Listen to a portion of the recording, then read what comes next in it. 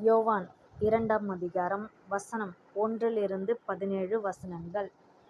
3 நாளிலே கலிலேயாவிலுள்ள கானா ஊரிலே ஒரு கல்யாணம் நடந்தது. இயேசுவின் தாயும் அங்கே இருந்தாள். இயேசுவும் அவருடைய சீஷரும் அந்தக் கல்யாணத்திற்கு அழைக்கப்பட்டிருந்தார்கள். திரளான திராட்சரசம் குறைவுபட்டபோது இயேசுவின் தாய் அவரை நோக்கி, அவர்களுக்கு திராட்சரசம் இல்லை என்றாள். அதற்கு இயேசு, ஸ்திரீயே, எனக்கும் உனக்கும் என்ன? என் வேளை இன்னும் வரவில்லை என்றார்.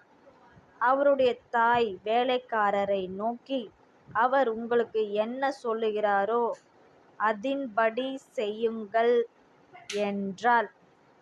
யூதர்கள் தங்களைச் சுத்திகரிக்கும் முறைமையின்படியே ஒவ்வொன்று 2-3 குடம் தண்ணீர் கொள்ளத்தக்க 6 கச்சாடிகள் அங்கே வைத்திருந்தது.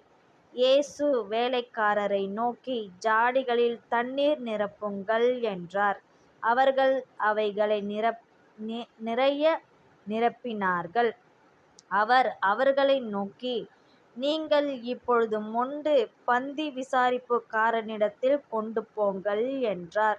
அவர்கள் கொண்டு போனார்கள்.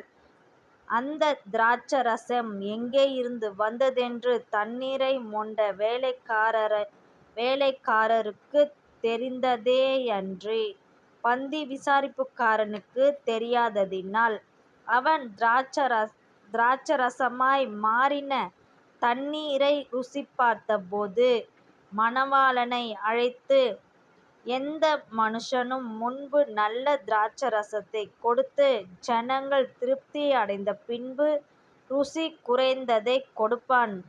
நீரோ நல்ல ரசத்தை இதுவரைக்கும் வைத்திருந்தீரே என்றான். இவ்விதமாக இயேசு இந்த முதலாம் அற்புதத்தைக் கலிலேயாவிலுள்ள கானா ஊரிலே செய்து தம்முடைய மகிமையை வெளிப்படுத்தினார். அவருடைய சீஷர்கள் அவரிடத்தில் விசுவாசம் வைத்தார்கள். அதன் பின்பு அவரும் அவருடைய தாயாரும் அவருடைய சகோதரரும் அவருடைய சீஷரும் கப்பர்நகூமுக்குப் போய் அங்கே சில நாள் தங்கினார்கள். பின்பு யூதருடைய பஸ்கா பண்டிகை சமீபமாயிருந்தது. அப்பொழுது இயேசு எருசலேமுக்குப் போய் தேவாலயத்திலே ஆடுகள் மாடுகள் புறாக்களாகிய இவைகளை விற்கிறவர்களையும் காசுக்காரர் உட்கார்ந்திருக்கிறதையும் கண்டு, கயிற்றினால் ஒரு சவுக்கை உண்டுபண்ணி அவர்கள் யாவரையும் ஆடு மாடுகளையும் தேவாலயத்திற்குப் புறம்பே துரத்திவிட்டு காசுக்காரருடைய காசுகளைக் கொட்டி பலகைகளைக் கவிழ்த்துப் போட்டு, புறா விற்கிறவர்களை நோக்கி, இவைகளை இவ்விடத்திலிருந்து எடுத்துக்கொண்டு போங்கள், என் பிதாவின் வீட்டை வியாபார வீட்டாக்காதீர்கள் என்றார். அப்பொழுது உம்முடைய வீட்டைக் குறித்து உண்டான பக்தி வைராக்கியம் என்னைப் பட்சித்தது என்று எழுதியிருக்கிறதை அவருடைய சீஷர்கள் நினைவு கூர்ந்தார்கள். ஆமென்.